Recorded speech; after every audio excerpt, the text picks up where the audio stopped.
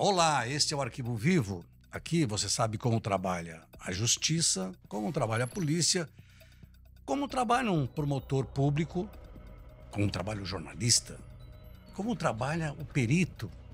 A perícia num crime é tudo numa investigação. E hoje nós vamos falar um pouquinho a respeito do feminicídio. O que é o feminicídio? Por que o homem mata tanto a mulher nesse país? Por que o homem maltrata tanto a mulher nesse país?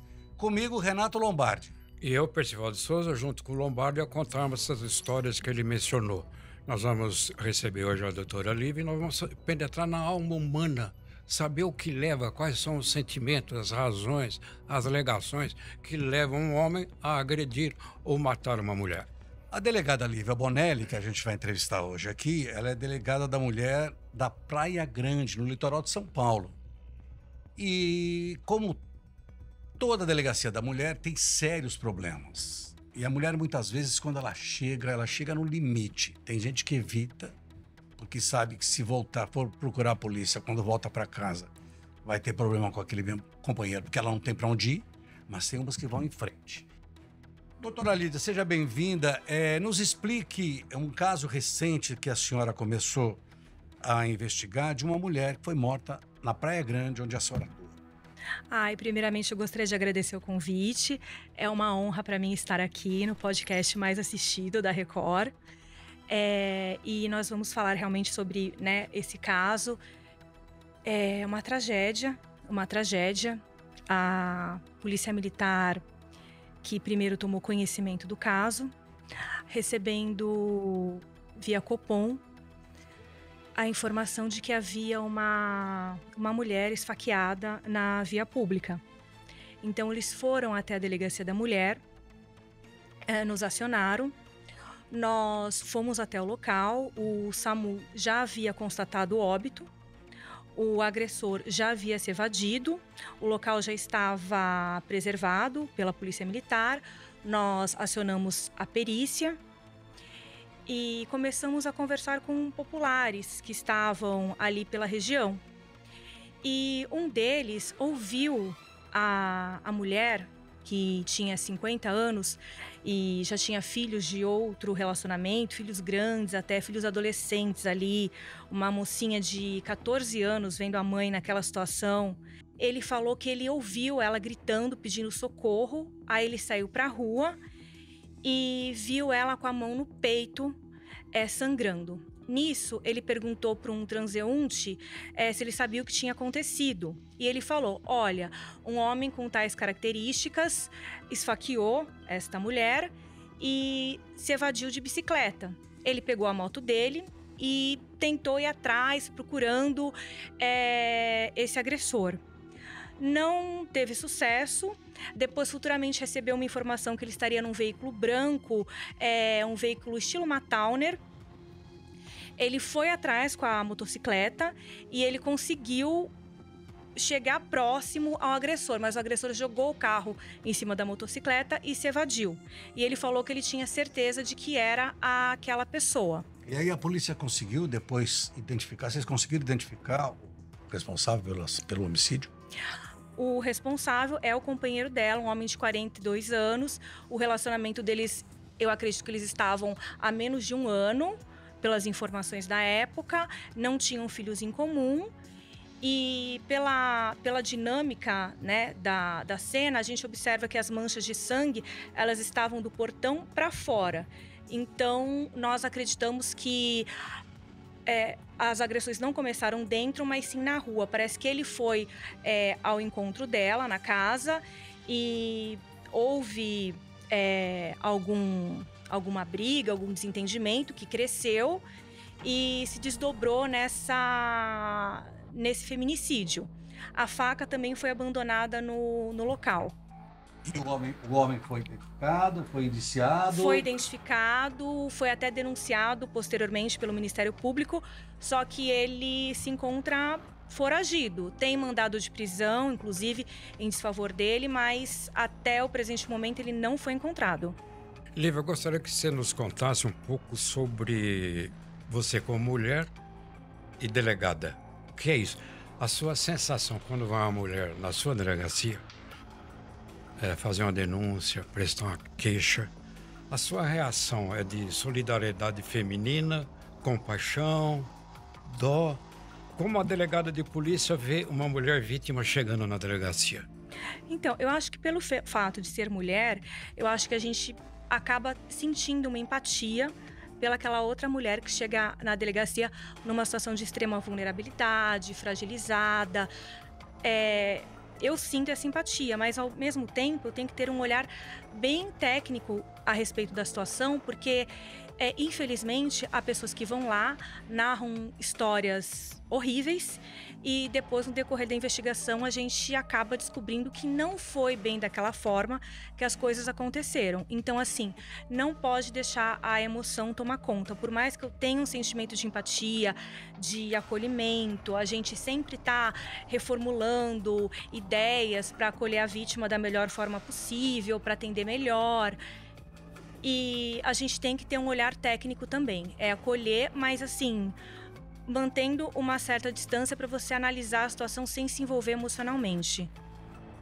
Agora, o dia a dia de uma delegacia da mulher é uma coisa bem diferente de um dia a dia de um plantão policial que recebe todo tipo de informação. Eu já trabalhei em ambos. Então, qual é a maior queixa de quando uma mulher vai lhe procurar? Qual é a maior queixa em cima do companheiro? Que é uma agressão, é uma falta de pagamento de pensão, é um maus tratos para os filhos? O que é? Então, a Delegacia da Mulher, nós atendemos mulheres vítimas de violência doméstica e familiar e crimes sexuais. Então, essas mulheres, assim, eu acho que o crime mais cometido, pelo que eu observo ali, pelo fluxo, é o crime de ameaça, de perseguição. Porque geralmente as agressões elas começam com um crime mais leve, depois elas vão crescendo. Então começa com uma injúria real, que seria uma ofensa verbal com um empurrão, alguma coisa do gênero, uma ameaça. Começa assim. Aí esse é o maior número. Eu, de novo, vou perguntar a reação como profissional, delegado de polícia e mulher. Como você se sente livre quando uma mulher vai na delegacia, pede proteção, está ameaçada, e você pede uma medida de proteção, medida protetiva? A justiça defere, o agressor recebe uma determinação, não se aproximar muito, 200 metros no máximo, mas esse mesmo agressor depois volta a agredir a mulher quando não a mata. Como é isso para a delegada mulher? Vê tudo o seu trabalho, fez o que deveria fazer e a justiça ignora tudo isso. Então, dá uma sensação de frustração, porque a vítima vai até lá, ela narra a história dela, que não é uma história fácil, a pessoa ficar revivendo aquilo, contando para pessoas que ela não conhece. Por isso a importância do acolhimento, para que ela se sinta o mais à vontade possível. Aí ela vai lá, narra, aí às vezes a gente pede assim, você tem uma testemunha, um print, alguma coisa pra gente juntar já nesse pedido, porque daí a chance de deferimento é maior do que quando tem apenas a versão unilateral da vítima. Aí a gente vai, faz aquele preparo todo, orienta, instaura a medida protetiva. Aí tem um segundo problema, que é encontrar o agressor para intimar ele da medida protetiva. Isso quem faz em Praia Grande é o oficial de justiça. Mas, às vezes, o agressor, ele maliciosamente fica se ocultando para não ser encontrado, porque se ele não tomar ciência... Ele vai dizer que ele vai dizer que ele não sabia e que ele não estava cometendo crime algum de descumprimento. Mas ainda alguns, mesmo com a ciência, tendo sido intimados, assinado, eles voltam a procurar, alguns insistentemente. Então, a vítima nos procura, nós fazemos um boletim de ocorrência de descumprimento de medida protetiva e o outro crime que ele tenha possivelmente cometido, no caso, talvez uma lesão corporal. E é passível de uma representação por prisão preventiva. Porque o que acontece? Uma medida cautelar diferente da prisão, ela não foi suficiente para inibir aquele homem de prosseguir nas agressões. Então, se algo mais brando não foi suficiente, então há necessidade de uma representação por prisão preventiva. Agora, diz uma coisa, qual é o seu entendimento quando chega uma mulher que pediu a medida protetiva e diz assim, olha, eu não quero mais porque ele vai me dar uma outra oportunidade, eu vou dar outra oportunidade a ele, eu vou voltar para ele, vai voltar para casa, não sei o quê. E aí, pouco tempo depois, muda tudo de novo. Então, é muito comum que isso aconteça, tem vários casos assim. Tem crimes que, se a vítima vai lá, narra, nós registramos, se ela não efetuar a representação, que é ela ir lá na delegacia e falar assim, não, eu quero ver este homem processado criminalmente. Tem 90 dias para isso. Tem 6 meses. 6 meses. 6 meses para isso. Se ela tem um tempo para pensar. E a protetiva, ela pode existir mesmo sem que haja um respectivo inquérito. Ela é autônoma. Então, há algumas que pedem a protetiva e não querem ver o agressor processado por algum motivo que eu não posso julgar, porque muitas vezes essa mulher depende financeiramente da pessoa, e se ele for encarcerado, já vai ficar estigmatizado, com maior dificuldade de repente, prover o sustento dos filhos, ou dela mesma. Então, tem essa possibilidade, e tem umas que até sofrem crimes mais graves, como o de lesão corporal, pedem medida protetiva, vão ao IML, estão machucadas, às vezes bastante machucadas, e elas acabam retornando o convívio com o agressor. Elas acabam falando, não, eu não quero mais, eu voltei com ele, nós nos casamos. E a gente tem que ter um olhar sem julgamento, porque a gente não sabe a realidade, o que ela está passando para se sujeitar àquilo. E quanto maior o nível de vulnerabilidade, seja emocional, seja social, que aquela mulher se encontra, a tendência dela aceitar aquele agressor é maior. Então, acho que o trabalho ele não pode parar na delegacia. É algo assim que tem que ter um envolvimento da sociedade, tem que haver políticas públicas, medidas de prevenção, educação, conscientização, no sentido de fortalecer essas mulheres para que elas possam tomar decisões que sejam mais saudáveis para o futuro delas. Agora, Lívia, na maioria dos casos que você conhece, o agressor diz o quê? Ele alega o quê? Defesa da honra, fui traído. Defesa da honra é uma figura jurídica já completamente ultrapassada. Sim. Mas a gente vê aqui no dia a dia muitos casos de ciúme, às vezes sem procedência nenhuma, de sentimento, e uma vontade de agredir para que seja exemplar. O que eles dizem? Então, as motivações são as mais diversas possíveis. Muitos casos se dão pelo consumo excessivo de álcool, de drogas, por parte do agressor, combinado às vezes com uma doença psiquiátrica ou não, com o uso de remédios psiquiátricos ou não. Se dá muito por ter aquela sensação de a mulher é minha, aquela objetificação da mulher, como se a mulher pertencesse a ele. Então, às vezes a mulher não quer mais aquele relacionamento, ele a agride, ele a mata por conta disso. E as desculpas são as mais diversas. Eu estava muito nervoso, na verdade eu gosto dela, ela que veio pra cima de mim, ela que começou, ela me ofendeu, ela está com outra pessoa. As desculpas deles são as mais diversas possíveis. Uma coisa que me chamou a atenção, no caso da medida protetiva, é que se o oficial de justiça não notifica, não intima, o sujeito pode alegar que não sabia de nada, então ele continua atrás da companheira, ex-companheira. E a polícia não pode fazer esta parte, a partir do instante que o juiz determina a medida protetiva, a polícia não pode fazer essa parte de cumprir? Então, algumas vezes, quando o oficial de justiça não está tendo êxito em intimar esse agressor, é feito um despacho para que a delegacia, quando do interrogatório, já o intime da medida protetiva. Ou então, às vezes, eles pedem para que a polícia acompanhe o oficial de justiça. Então há essa possibilidade. Mas porque assim, você sabe como é que é, né? O oficial de justiça já existe. Se a polícia tem um número muito pequeno, imagina o escrevente, o oficial de justiça, um funcionário de justiça. E aí fica muito mais fácil para o sujeito. Agora, para quem está nos ouvindo aqui, a gente tem um grande público feminino que nos ouve e muitas vezes a pessoa está nessa situação. Uma vez eu ouvi há muitos anos dizendo o seguinte, olha, apanhou a primeira vez, se não tomou medida, vai apanhar sempre. É verdade isso, dessa teoria da mulher, que se ela apanhou, ela não tomou nenhuma atitude, ela não procurou a polícia, ela está na mão desse sujeito, ela vai continuar sendo agredida e ela não toma nenhuma decisão? Então, é bem complicado, depende do nível de vulnerabilidade dessa mulher. Porque se ela tolera uma agressão, é muito difícil ela ter a segurança de que o homem não vai voltar a agredi-la. Geralmente as agressões, elas persistem.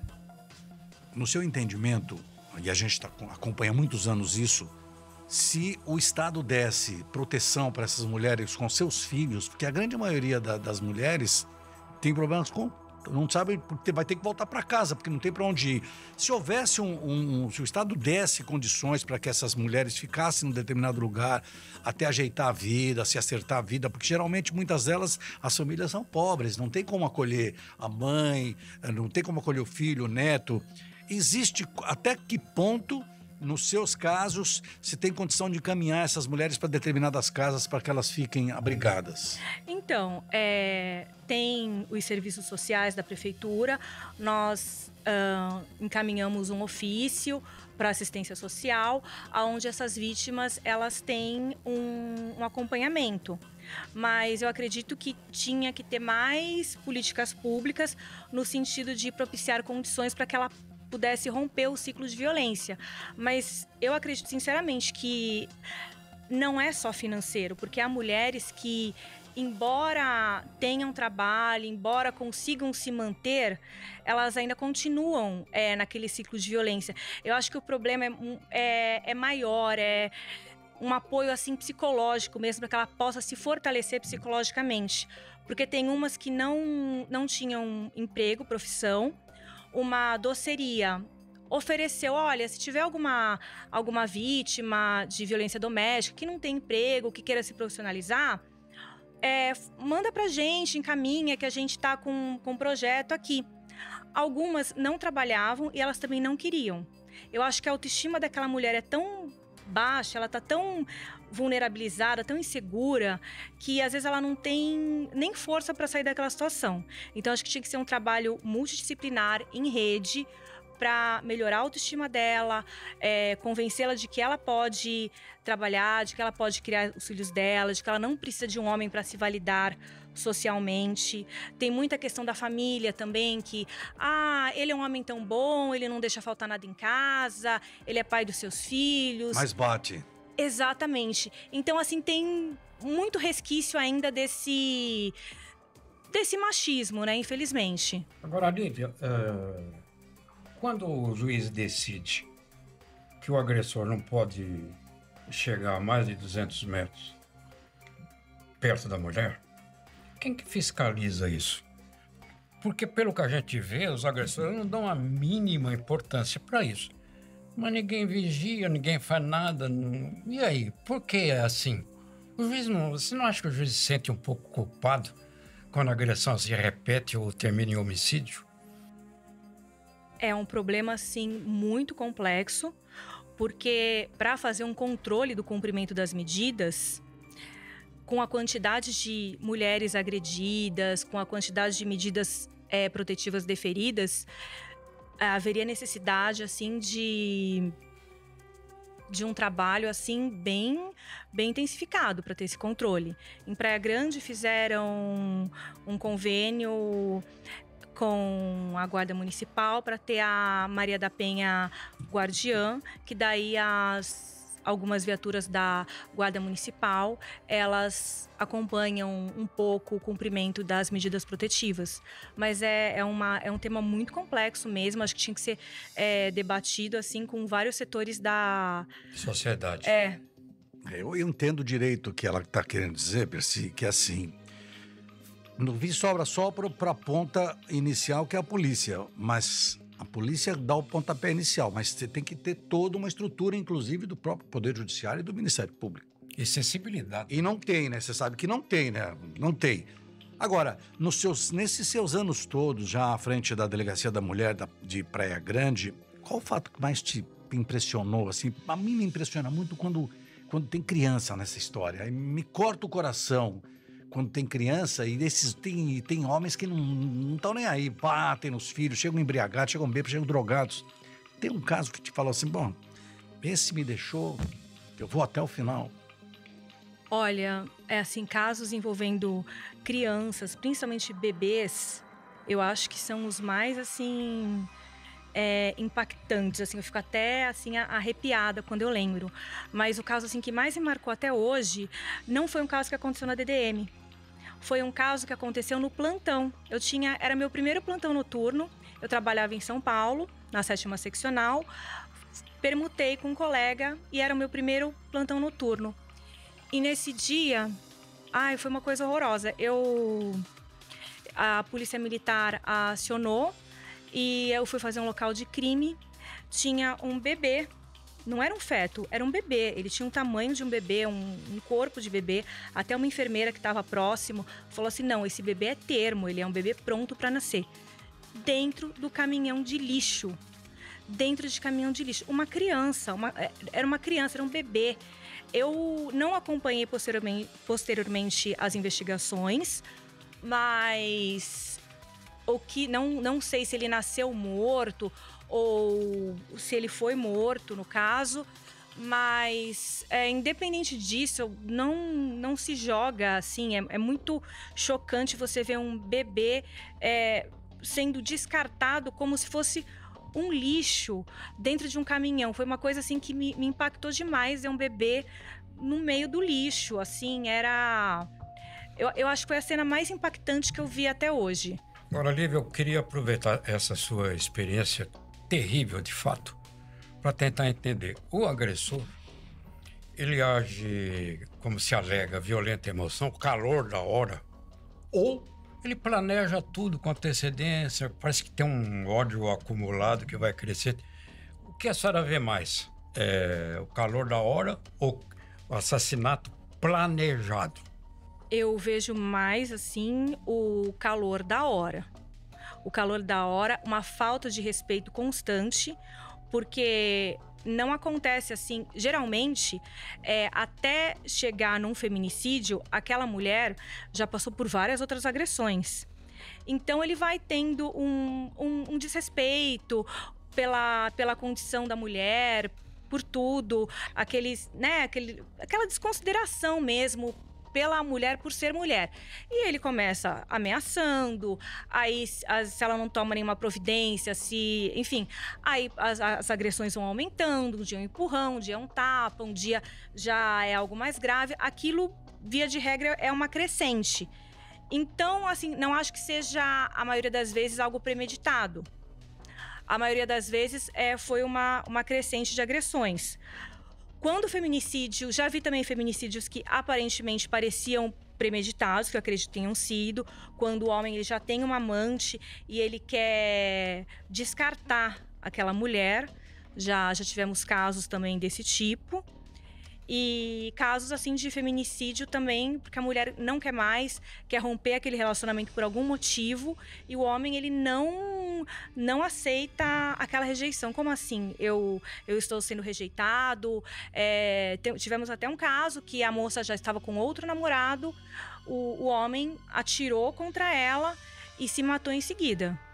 Isso que tem me chamado a atenção ultimamente, a gente acompanha há muitos anos, é exatamente isso. O sujeito, ele se acha dono da mulher, ele não acha que não deve perder a mulher, ele não liga para os filhos, ele não liga para nada, ele só quer saber da mulher, ele está matando a mulher e acaba também tirando a própria vida. No dia a dia, no seu dia, como é que é o dia a dia na sua delegacia da mulher? Como é que é você sai de casa, puxa, eu tenho tais casos para tocar, mas tem coisa para chegar. E aí? Então, o volume em Praia Grande, ele é intenso, é uma cidade grande, e quando chega a época do verão, feriado, final de semana, a população ela chega a triplicar.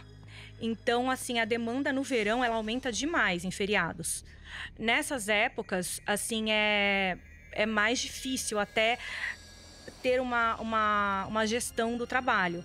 Mas, assim, eu sei que eu vou chegar na delegacia, eu tenho a minha rotina organizada, eu vou lendo os boletins de ocorrência, vou despachando, vou vendo quais diligências aquele caso precisa. Alguns demandam mais diligências, outros menos, porque antes de instaurar um inquérito, eu gosto de fazer algumas diligências, porque você ter uma pessoa ter um inquérito instaurado contra si é algo grave na minha concepção. Então eu faço algumas diligências preliminares. Quando eu obtenho a materialidade, quando eu obtenho a justa causa, aí eu vou instaurar aquele inquérito, eu faço diligências externas, eu gosto de ir com a equipe de investigação, cumprir os mandados de busca e apreensão, cumprir mandados de prisão. É muito intenso, o atendimento à vítima, porque assim eu não consigo atender todas, mas alguns casos elas querem uma outra opinião, elas querem um aconselhamento, elas querem conversar até para não ser caso de BO, para falar, olha, o seu caso você resolveria com a Defensoria Pública, o seu caso você resolveria com o Conselho Tutelar, mas até mesmo por uma orientação. Então, assim, é uma atividade assim multifacetada. Agora, muitos agressores alegam que foram traídos, daí se vê o que de fato aconteceu. Mas muitos são ciumentos, quer dizer, são inseguros de si próprios. Quer dizer, às vezes criam fantasias, verdadeiras ficções e matam. E o que a senhora vê mais? Tentativa de dizer que a traição é justificativa para matar ou o ciúme que não tem procedência nenhuma? Eu acho que a questão dos ciúmes, aquela questão do machismo, da objetificação da mulher. É minha, não vai fazer isso, não vai fazer aquilo, não vai trabalhar, não vai em tal lugar, não vai falar com tal pessoa, me dá aqui o seu aparelho celular. Então eu percebo que às vezes nem houve uma traição de fato, ou nem houve nada que pudesse gerar nada racional, né, que pudesse gerar um sentimento de ciúmes, mas aquela pessoa, ela tem alguma coisa, algum problema com ela, que ela tem um ciúmes desproporcional e tem aquela coisa daquela cultura de não, a mulher é minha, eu posso fazer o que eu quiser. É proprietário. É proprietário. Nesses anos, à frente da Delegacia da Mulher, a gente está conversando aqui com a doutora Lívia Bonella. Nesses anos, à frente da Delegacia da Mulher de Praia Grande, você tem sentido que está aumentando cada vez que passa o número de agressões, o número de feminicídio? O que eu sinto não é que está aumentando, apenas. Assim, teve um ligeiro aumento, mas assim, nada muito ostensivo, expressivo, porque lá a cidade ela é muito monitorada, com câmeras, com tudo. O que eu acho que tem também uma facilidade de acesso, porque a tecnologia ajudou muito. Hoje em dia também a gente recebe mais boletins de ocorrência, porque tem o boletim de ocorrência eletrônico. Então a vítima ela pode fazer do celular dela, da casa da colega, da onde ela quiser, ela pode entrar no site da Polícia Civil e fazer o seu boletim de ocorrência. Esse boletim de ocorrência, ele vai para a Delegacia Eletrônica da Mulher, lá ele é despachado, essa mulher é orientada, ela recebe até a requisição para fazer corpo de delito, ela recebe por e-mail, muitas vezes ela recebe um telefonema, algumas optam por que a polícia não entre em contato. Então, assim, essa parte, a tecnologia ajudou. Também tem o canal do Disque 100, quando a pessoa quer fazer uma denúncia anônima, sabe que alguém está sofrendo algum tipo de violência doméstica familiar, liga no Disque 100, o Disque 100 encaminha. Então, assim, eu acho que os veículos aumentaram, a conscientização também do que é agressão e do que é errado, do que não é permitido, eu acho que aumentou. Eu acho que as mulheres elas estão mais conscientes dos seus direitos, embora ainda haja assim muito o que caminhar. Bom, para você que está nos vendo, ouvindo aqui no nosso Arquivo Vivo, e tá com um problema com teu namorado, teu marido, teu ex-marido, alguém que tá te perseguindo, a gente vai pedir aqui para a doutora Lívia Bonella dizer o seguinte: doutora, nesse quadro A senhora acabou de dizer que tem vários segmentos. Vamos dar uma resumidinha. Como é que a pessoa pode fazer, muitas vezes, para ela mesma se identificar ou para que ela não se identifique? Então, em um primeiro momento, se essa mulher, ela por algum motivo, ela não quer ir à delegacia, ela pode entrar no site da Polícia Civil e redigir ela mesma um boletim de ocorrência eletrônico, que esse boletim depois ele vai para a Delegacia Eletrônica da Mulher, ele vai ser analisado, ela vai receber orientações. E daí, posteriormente, nós vamos precisar sim que ela compareça à delegacia da área dos fatos. Mas, num primeiro momento, ela já consegue tomar algumas providências, inclusive pedir medida protetiva. É o caminho. É um caminho, é um dos caminhos. Aí, se não quiser se identificar e pega uma amiga para fazer isso? Pode ligar no Disque 100, que é um canal Direitos Humanos, para que a pessoa possa fazer denúncias de forma anônima. Mas se a vítima quiser ir à delegacia e ela não quiser ser identificada, também há essa possibilidade. Testemunhas também protegidas, há essa possibilidade de não, por exemplo, minha vizinha não quer se meter aqui na confusão, mas ela sabe de tudo. Ela pode ir lá e a gente preserva a identidade da pessoa. Agora, Lívia, se eu tivesse poderes invisíveis, ele desse autoridade com a sua experiência na Delegacia da Mulher, para que esse sistema, todo mundo se queixa muito da fragilidade da lei. O que a senhora, com essa autoridade que não existe hoje, o que a senhora faria para mudar um sistema, para chegar à persecução penal realizada, o papel da polícia, o papel do Ministério Público, o Poder Judiciário? Agora a senhora tem a carta na mão, o que a senhora faria? Se eu pudesse fazer o que eu quisesse, eu acho que o delegado de polícia, ele deveria ter o poder dele mesmo deferir a medida protetiva. Automaticamente, a vítima chegou, pediu a medida protetiva, não deveria ter o prazo de 48 horas para mandar para o Poder Judiciário, para depois de 48 horas o Poder Judiciário decidir acerca daquela medida e depois intimar o agressor.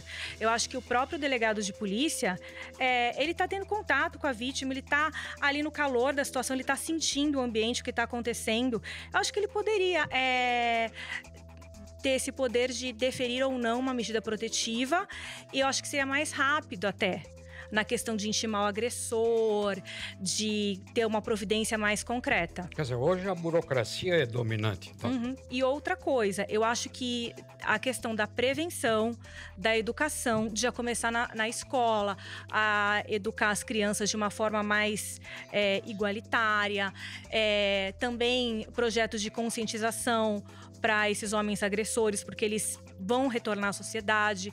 Então, acho assim, políticas públicas no sentido de educar e conscientizar, esse poder do delegado dele mesmo poder deferir a medida protetiva e já tomar as providências necessárias. Eu acho que, mas assim, fundamentalmente políticas de prevenção, educação, voltada para mulheres em estado de maior vulnerabilidade. Tem que ter política pública. Agora, há um consenso na polícia como um todo para esse tipo de modificação que você está sugerindo? Não, essa é uma opinião pessoal minha. Eu nem conversei com ninguém a respeito disso. É uma opinião pessoal minha. Como profissional, acho que ajudaria. Mas eu nunca debati isso com colegas, com ninguém. Mas é que eu acho que quanto mais célere, mais a gente consegue cumprir a nossa função. Mais efetivo é. Ok, se você tiver qualquer problema nesse sentido, você ouviu aqui no nosso arquivo, viu? Você sabe como caminhar e você ouviu aqui nós tivemos uma aula aqui da doutora Lívia Bonella a respeito de que maneira como você se preservar e deixar de ser vítima de quem deveria te amar e não te ama. Até a próxima.